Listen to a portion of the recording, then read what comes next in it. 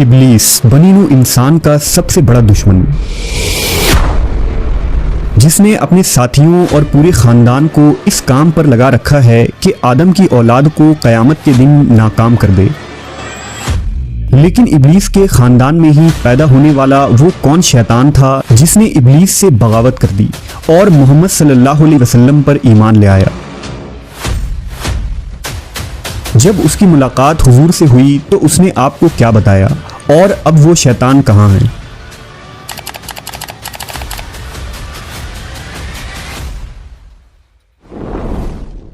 अल्लाह तबारक व ताला ने इंसान को मिट्टी और जिन्नात को आग से पैदा फरमाया।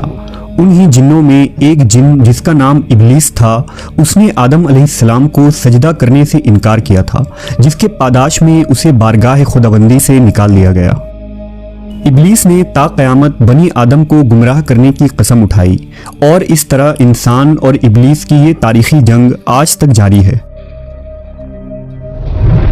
दरअसल कौम जिन्नात की तख्लीक हज़रत आदम अलैहिस्सलाम से कई हज़ारों साल पहले ही की जा चुकी थी। इब्लीस जो कि कौम जिन्नात का एक फ़र्द था, उसे भी अल्लाह ने इंसानों की तरह शऊर और नस्ल बढ़ाने की क़ुव्वत बख्शी थी। बाज़ शयातीन ऐसे थे कि जिनको अल्लाह ने जोड़ों में पैदा किया था, और जिस तरह इंसानों में मर्द औरत के मिलाप से बच्चे होते हैं, उसी तरह शैतानों के अंदर शयातीन जिन और शयातीन जिन्नी के मिलाप से शयातीन बच्चों ने जन्म लिया। लिहाजा इब्लीस के अकरबा, साथी और उसकी औलादों में भी वक्त के साथ इजाफा होता चला गया और लश्कर इब्लीस बनी नू इंसान को गुमराह करने के लिए इस ज़मीन पर फैल गई। इब्लीस के मुख्तलिफ बेटे और पोते मुख्तलिफ कामों पर मामूर हो गए। उनमें कोई इंसानों में जिनाकारी को आम करता है, कुछ शयातीन लोगों में फितना और फसाद फैलाते हैं, तो कुछ इंसानों को आपस में लड़वाते हैं।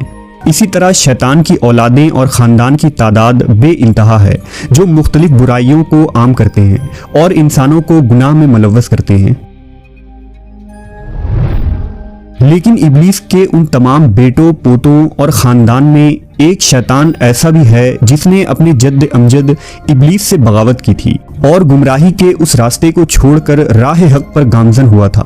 यह शैतान इब्लीस का पोता था और उसने नबी करीम मोहम्मद सल्लल्लाहु अलैहि वसल्लम से मुलाकात की थी और आप पर ईमान लाया था। इस मुताल्लिक अहादीस और तारीख़ की मुख्तलिफ किताबों में एक मशहूर वाक़या बयान हुआ है, जो कुछ यूँ है। हज़रत अनस बिन मालिक और हज़रत उमर इब्न ख़त्ताब रज़ी अल्लाह ताला अन्हु से रिवायत है कि एक रोज़ हम नबी करीम मोहम्मद सल्लल्लाहु अलैहि वसल्लम के हमराह मक्का के जंगलात की तरफ निकले। हम तहामा पहाड़ों के एक पहाड़ पर बैठे थे कि एक बूढ़ा शख्स नमूदार हुआ जो अपनी लाठी के सहारे चल रहा था। उसने हुजूर को सलाम किया। आप सल्लल्लाहु अलैहि वसल्लम ने सलाम का जवाब दिया और फरमाया, ये बूढ़ा अपनी चाल ढाल और आवाज़ से जिन मालूम होता है। इस बूढ़े ने कहा, जी हाँ, आपका अंदाज़ा सही है। आप सल्लल्लाहु अलैहि वसल्लम ने उससे दरियाफ्त किया कि तू कौन है और तेरा ताल्लुक जिन्नों के किस ग्रोह से है। उसने कहा, मेरा नाम हामा है, मैं हीम का बेटा हूँ जो लाकीस का बेटा है और लाकीस इब्लीस का बेटा है। इस पर नबी सल्लल्लाहु अलैहि वसल्लम ने फरमाया, गोया तेरे और इब्लीस के दरमियान सिर्फ 2 पुश्तों का फासला है। उसने कहा, हाँ, आपने दुरुस्त कहा। फिर आप सल्लल्लाहु अलैहि वसल्लम ने उससे दरियाफ्त किया कि तेरी उम्र कितनी है। उसने कहा, या रसूल अल्लाह, जितनी उम्र इस दुनिया की है उतनी ही मेरी उम्र है, या शायद इससे कुछ कम होगी। जिन दिनों काबिल ने हाबिल को कत्ल किया था, उस वक्त मैं बच्चा था और मेरी उम्र चंद बरस की थी, मगर बात समझता था, पहाड़ों में दौड़ता फिरता था, लोगों का खाना और गल्ला चोरी कर लिया करता था और लोगों के दिलों में वसवसे भी डाल लेता था कि वो अपने अजीज़ व अक़रबा से बदसलूकी करें। इस पर हुजूर ने फरमाया, ये तो बहुत बुरा अमल है। उसने हुजूर से कहा, मुझे मलामत न फरमाइए, क्योंकि मैं उन लोगों में से हूँ जो हज़रत नूह अलैहिस्सलाम पर ईमान लाए थे और उनके हाथों तौबा कर ली थी और दावत दीन के काम में उनकी मदद की थी। यहाँ तक कि मैं 1 साल तक हज़रत नूह के साथ उनके मस्जिद में रहा हूँ। मैंने इब्राहीम अलैहिस्सलाम से भी मुलाकात की है और जिस वक्त इब्राहीम को आग में डाला जा रहा था, उस वक्त मैं भी उनके साथ था। मैं हज़रत याकूब और यूसुफ अलैहिस्सलाम की सोबतों में भी रह चुका हूँ और जब यूसुफ अलैहिस्सलाम को उनके भाई कुएं में डाल रहे थे तो मैं भी उनके साथ था और यूसुफ अलैहिस्सलाम से पहले ही उस कुएं में पहुँच गया था।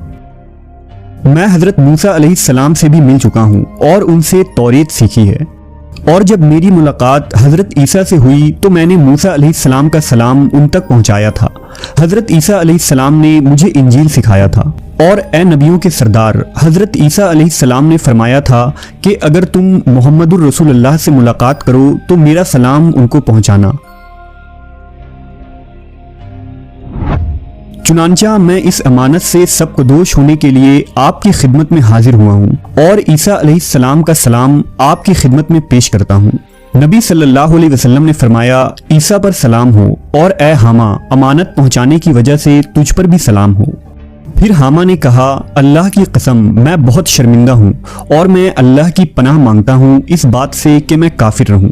پھر اس نے کہا کہ میں آپ پر ایمان لاتا ہوں۔ اس کے بعد وہ جن اتنا رویا کہ صحابہ کرام بھی رونے لگے۔ پھر اس نے کہا، آپ مجھے قرآن سکھا دیجئے۔ چنانچہ نبی صلی اللہ علیہ وسلم نے اس جن کو قرآن کی تعلیم دی اور اس کو سورہ واقعہ، سورہ مرسلات، سورہ الشمس، موعظتین اور قل هو اللہ احد سکھلائیں۔ پھر آپ صلی اللہ علیہ وسلم نے اس سے فرمایا، اے حامہ جب کبھی بھی تمہیں کوئی حاجت ہو تو پھر میرے پاس آ جانا اور ہم سے ملاقات نہ چھوڑنا۔ صحابہ کرام فرماتے ہیں کہ حامہ وہاں سے چلا گیا، اور اس واقعے کے بعد پھر کبھی حضور نے حامہ کے بارے میں کچھ نہیں فرمایا، اور کچھ عرصے بعد آپ صلی اللہ علیہ وسلم کی بھی وفات ہو گئی۔ اللہ ہی بہتر جانتا ہے کہ اب حامہ زندہ بھی ہے یا مر گیا۔